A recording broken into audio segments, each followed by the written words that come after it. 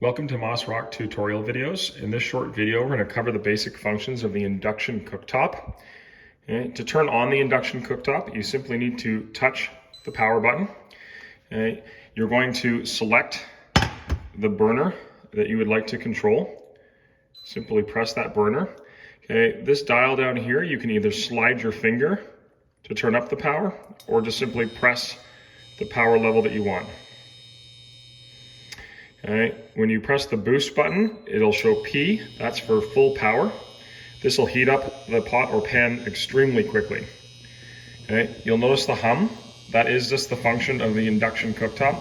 It's really no different than the sound of gas going on a gas burner. Okay. But it will heat up your pot and pan extremely fast. Okay. In order to turn it off, you can just hit the off button. Okay. And if you want to turn the entire top off, you can just hit the power button. Just note that this is a hold for 3 seconds to lock the cooktop. If this is already locked and that light is on, you need to push and hold that for 3 seconds in order to unlock it. And then again, your burners will all be available for control again. There is a simmer function here and a melt and hold. You can use those for different cooking needs.